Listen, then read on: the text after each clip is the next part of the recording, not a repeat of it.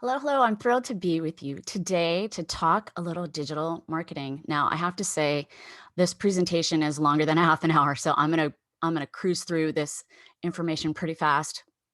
And really, this is a lead up to the big event in September. So hopefully you will join us then. All right, let's dig in. Okay, so these aren't the only pillars of digital marketing. These are just three of them.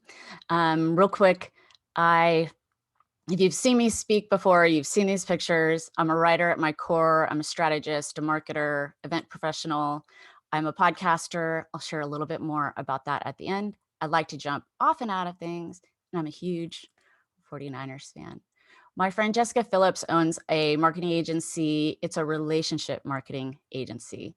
And this is her quote, and I think it's priceless. Relationships are the currency of business, and I truly find that to be the case. And we'll talk a little bit about how building relationships is part of your digital marketing efforts. All right, websites, email, social media. Let's talk about it. All right, this trio works together.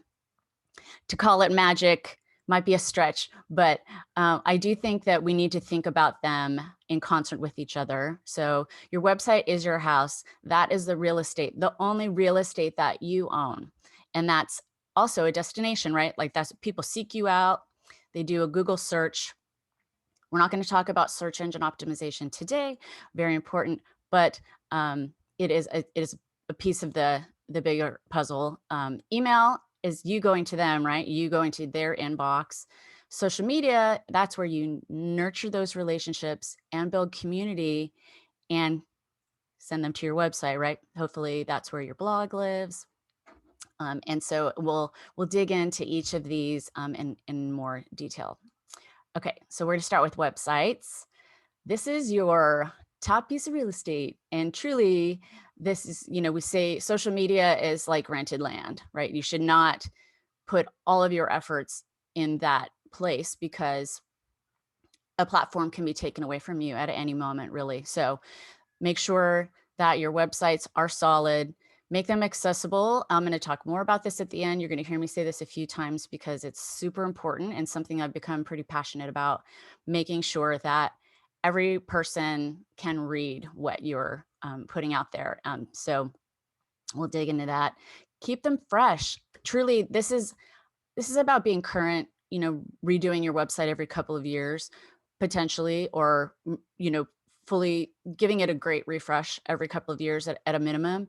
But also it helps for search. So when you're a site that stays dormant is not, does not come up in the search engines as frequently. So that's why having a blog on your website is great because you're adding to that. But also you should be, just keeping it fresh in general, but also make sure they're so 100% congruent with your brand. So all of the colors, the words, the graphics, everything on your website should be in line with what you're doing in your email, with your events, even with your social media. All right, so should you remodel or buy new? I talked about refreshing, right? One thing, and I could say a lot about this, I'm just gonna say, I don't recommend paying huge money for from scratch development because there's so many themes and templates out there that have already been created that are beautiful that you can also sort of customize and pay like a fraction of the cost to customize those themes or templates. WordPress, Squarespace, and Wix are not the only ones, but they are the key, I would say, key platforms. So and platforms that you or your team will be able to easily update. So if you don't have someone on your staff who's a web developer, if you've hired someone from the outside, which I still recommend, don't do it yourself. Even if you're using a theme or a template, have a professional help you with it, and really, and then build into that them training you and or your team on how to update it to make sure that that gets done and that you can keep it fresh. So some additional costs to consider. above and beyond that person that you have helping you, or anyone you might have copywriting for you or whatnot, there are other fees associated with your website. So you have to pay for the domain, or the, which is the URL, the web address, and you have to pay for hosting. Those are separate things. And usually you can get discounts for buying multi-years. And a site like a WordPress site tends to be a little bit more expensive to have hosted, but it is worth it. It's gotten harder over the years. It's not quite as easy breezy as it used to be, but yeah, but I definitely recommend using a theme or a template. Again, that will come with an annual fee. It will be, and in part because it's kind of like software. So they're updating it for safety and security, and sometimes they'll add features. And so for support, to get support, you really need to have to pay an annual fee. Sometimes they'll give you lifetime. So if you pay a little bit more, you get lifetime. And I think that's totally worth it. Depending on the cost, but generally speaking, I've done that before, and it was worth paying the higher price to then not have to worry about it or be nickel and dimed, if you go past your year and then you need help or whatever. Plugins and widgets will also cost extra and will likely be needed. Maybe not, that's not an absolute, but especially if you have e-commerce, for sure, 100% e-commerce is going to be an extra cost. And there's a plugin called Yoast, which it helps you understand the readability and how well it's like red light, green light thing in the widget. It's hard to explain, but anyway, Yoast is worth it. So anyway, those are just a couple. Okay, let's talk email. Everybody's favorite thing, right?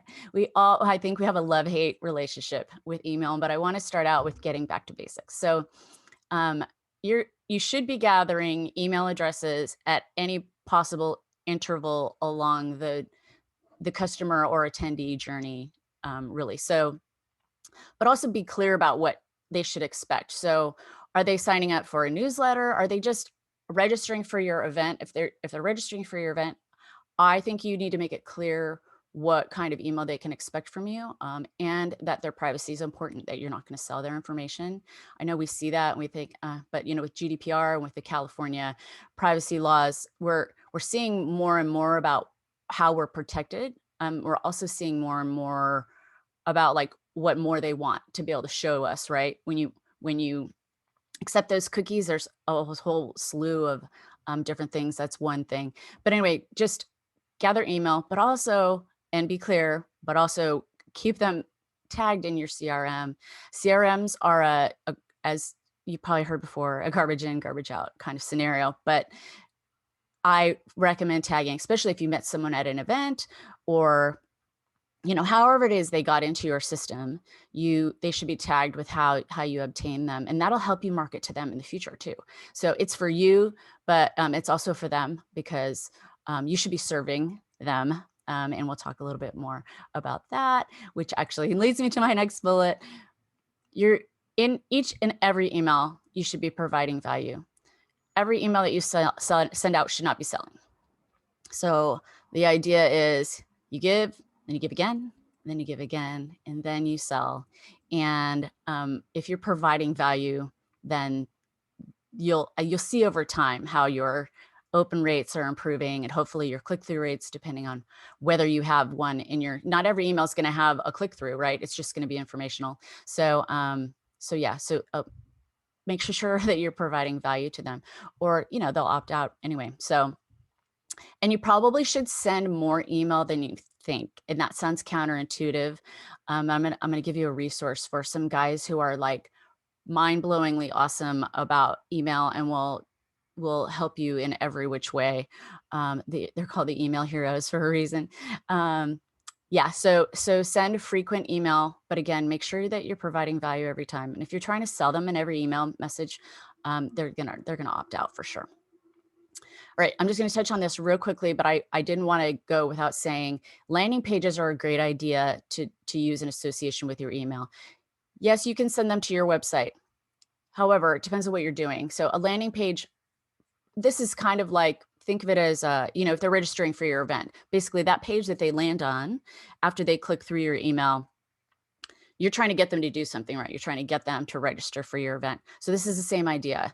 And so whether it has to do with events or has to do with something else, a landing page really helps you track activity better. Google Analytics can get kind of hard to work um, in the big picture. It gives you the opportunity to focus on that one thing because, we're easily distracted, we humans, right? So it provides the opportunity for them to focus on that one goal, that one thing that you're trying to get them to do or to get them to learn about. And it really does lower the cost of acquiring a lead or a sale. It will increase your conversions. So tell stories, and this goes back to that providing value. Um, if you're telling stories in your email, you will see your results improve. It's a guarantee. And put your customer or your prospect in those stories. Let them see themselves because really it's about them. It's not about you. And that's something to keep in mind as well. So figure out what they care about and use that to drive value. And it could be about anything. It could be about something going on in the world. It could be about health and wellness, even though you're a destination or a hotel. But health and wellness is super important, especially right now, right? We all need to be taking care of ourselves. So drive value, figure out what they want to talk about, and you can ask them, survey them if you want. You could survey them. We'll talk about social next, but you could put out some surveys in your social media as well to see kind of like what is it that they would like to hear about. Use an engaging call to action that features what to expect. So make sure that if you want them to click through, give them a valid reason to click through and help them understand what they're going to get when they get on the other side of that. So that resource at the bottom is that Email Marketing Heroes. There's a link to their website. They also have a podcast.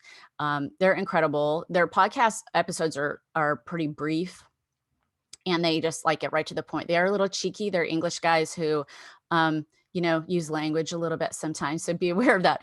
But they were also on episode 66 of my podcast, Making a Marketer. And there's so much value in that episode. Just lots of really good takeaways, things that you can put to work right off the bat. Okay, social media. All right, this is where you should be building community. This is another place where you don't just try to sell. I've had a hard time explaining this to customers from time to time, where I'm posting about whatever the silly holiday of the day is, because it's with a great picture, because it's more interesting than me just saying, hey, here's what our specials are today, or whatever. And you can't be doing that every day. So it's fun to, National Taco Day, National Margarita Day, whatever it is. Those are things that are kind of fun things to add to the mix. But also ask questions. Community building is about generating conversation and getting to know your community, and then potentially them getting to know each other. There's a Twitter chat on Wednesday mornings called Expo Chat. If you have not ever done a Twitter chat, please try that out at 10 a.m. Pacific, 1 p.m. Eastern every Wednesday. And we talk about something to do with the, obviously meetings and expositions industry. So that's a place where I've gotten to know people online that I have not actually met in person. And then when you do meet them in person, it's really exciting to be like, oh, put the name with the face, and you already feel like you're connected. Now that kind of thing can happen with you and your customer base, your attendees, your whatever, your prospects. So basically, social gives you a chance to turn your followers into fans. Episode 72 of my podcast, we talk with Ramon Ray about turning customers into fans. So that's a great episode also to check out. Social lets you turn clients into advocates. Really, word of mouth. We hear word of mouth is the best way to sell, right? And this is happening in social media, whether you're participating in it or not, by the way. So make sure you have, listening tools and things set up so that when folks might be talking about your brand online, because they might not always tag your account. But you want them to be telling your story also. And so if you provide a great community, and that might be in a Facebook group, or it might just be, through your business page, but business pages are really, as we know, harder to gain traction on Facebook. So, but also on LinkedIn, there's huge upside to LinkedIn right now. I know some people are down on it because of the spam they get, or they get sold to right away in the inbox, as soon as you, accept an invitation. But really, you have the opportunity to curate that experience, to train the algorithm to show you the content that you want to see, and to engage with the businesses that you want to engage with. Well, same thing is true. There's an opportunity there for you to get people to engage with your brand, and the folks on your team to also get people to engage with your brand. And that brings me to the next, getting team members to become evangelists. There's some disagreement about whether you should require employees or team members to advocate for you on social media. And so if that's something you feel strongly about, then absolutely don't encourage it. But I'm of the belief that happy employees, happy team members, are a reflection on the company. And if they're promoting your great news, promoting your business, whatever the post is, if you're engaging with that, then their followers are seeing it. And so everyone sees what we engage with, both in the news feed, and if someone goes to your page, they can see activity in LinkedIn, and they can see everything that you've liked or commented on. So keep that in mind. What you like is a reflection of yourself as well. So just as a person, keep that in mind. And then it turns your community into collaborators. Hey, people who are following you might end up going to work somewhere else, where then that company could end up being a great ally for you. You could be partners. Say you do health and wellness at events, and then there's someone in your community who now is selling eco-friendly yoga mats. Hey, partner up. I mean, there's great opportunity there for sponsorship and collaboration. Okay, we're about halfway there. Whew, I feel like I'm talking so fast. Okay, so again, you're going to nurture and build relationships there. Make sure that your social media is accessible, and I'll tell you how to do that. At least give you some ideas and where to start. Don't post and ghost. I see this way more than I like to admit, where companies, brands, organizations, people are posting, and then people are engaging with that content and they're not commenting back. My feeling is, anytime anyone has left a comment or answered a question on a post, it should be liked and it should be responded to, full stop. Like, so please, if you don't have to post every day. So this is something I want to make clear. You can post 3 to 4 days a week. The algorithms are not rewarding you for posting multiple times a day, or even for posting every day. You can, if you have something of value to post every day, knock yourself out, but don't feel that pressure. So 3 to 4 days a week is absolutely sufficient, and you can work that out in your strategy, which we'll talk about next. So you want to write in line with the mission and the vision of the organization. Obviously, that voice should be consistent. So when you have multiple people writing, it's important to make sure everyone understands. And so you're going to figure out, like, what's your tone? Can you be a little lighthearted, or are you just super buttoned up and everything you post is going to be really serious? Like, make that decision, figure that out, and make sure that everyone's on the same page.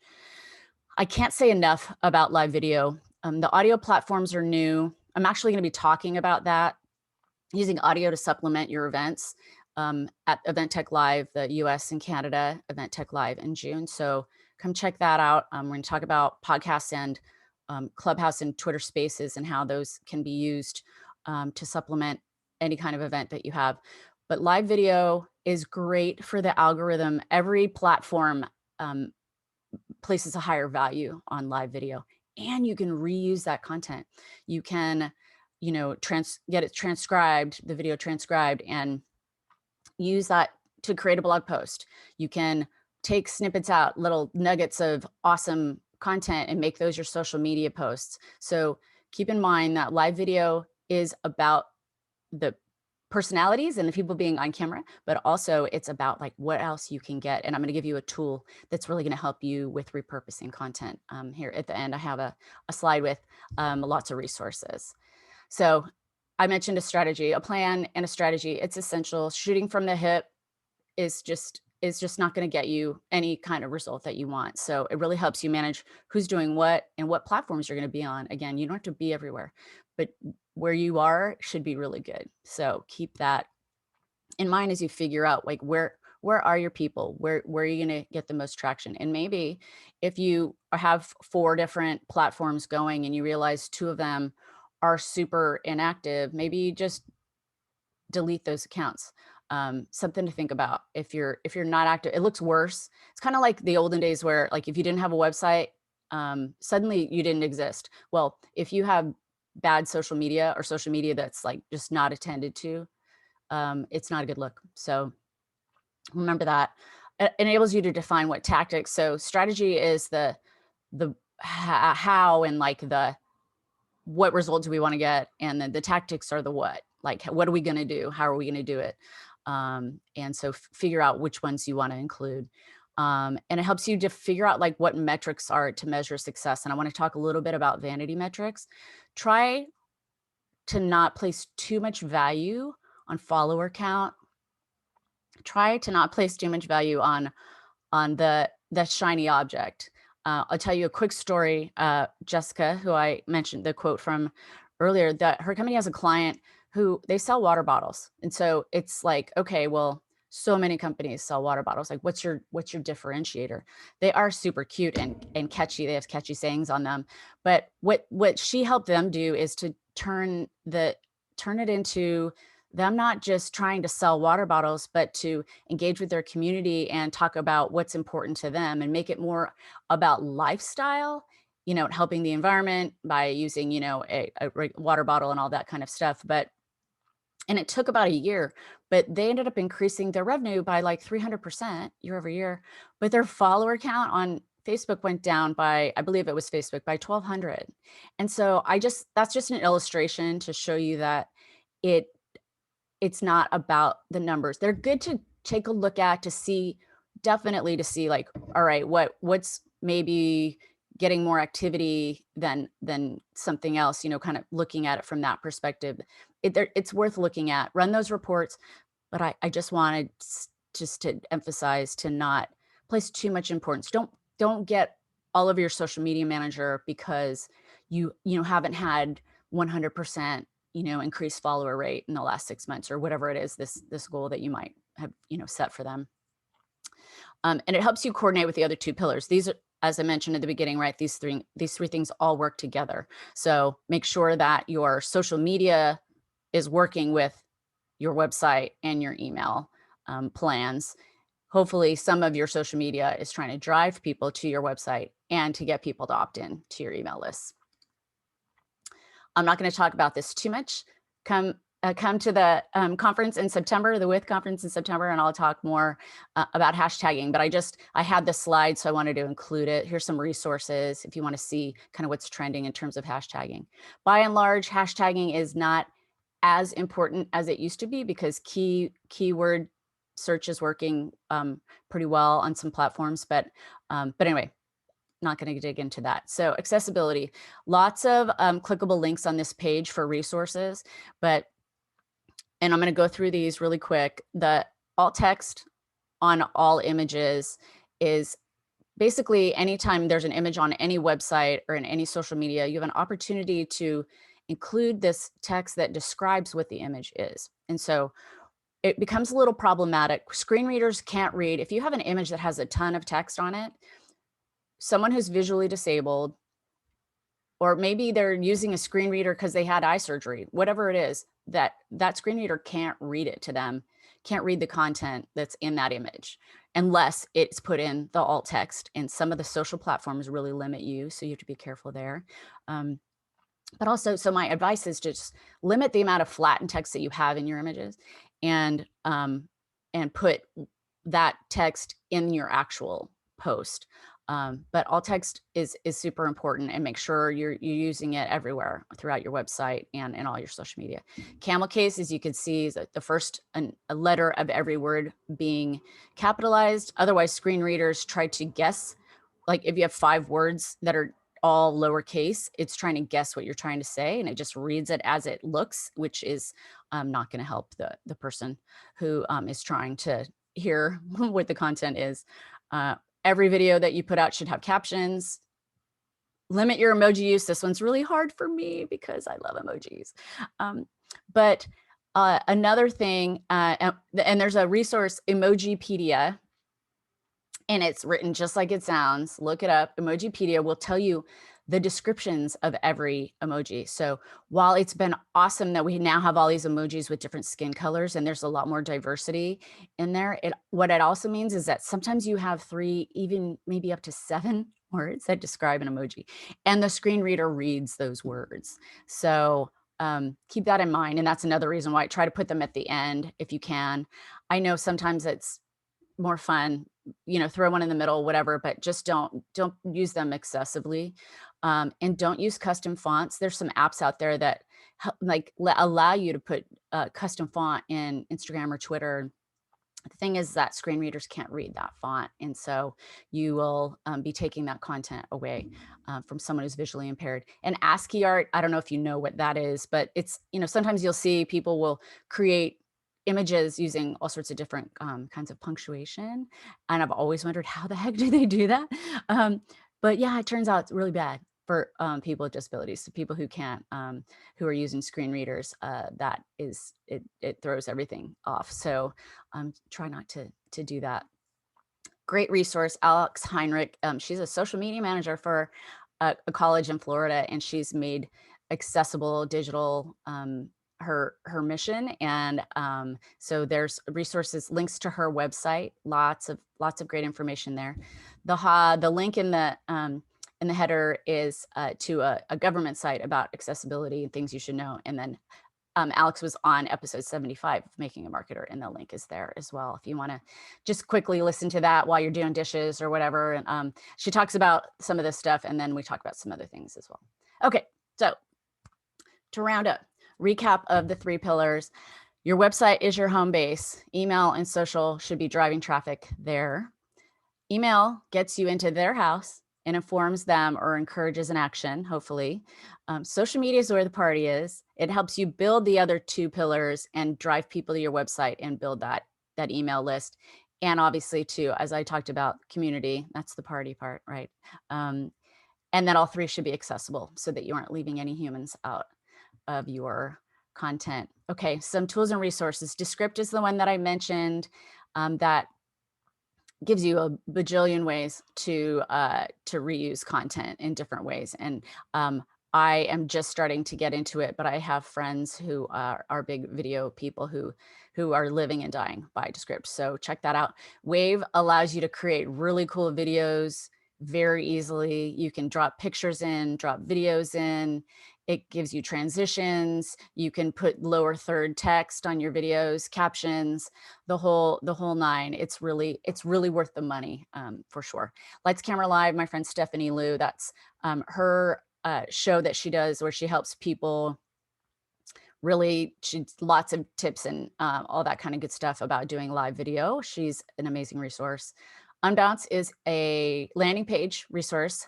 If that's something that you want to dig into, there's all sorts of other landing pages, tools, but that's a great one. Canva, I used Canva to create this presentation, and it's got all sorts of great templates and images, and it's a lifesaver if you don't have a graphic designer. And you can also keep in mind that you can do a lot with customization in there so that your images don't look like everyone else's Canva images. Agorapulse is my social media planner, scheduler, listening tool of choice. I love it. I love it. Love it. You can see everything that you've posted. You can respond to people in there. It's awesome. And then again, a link to the accessibility and digital marketing resource. I mentioned I'm a podcaster.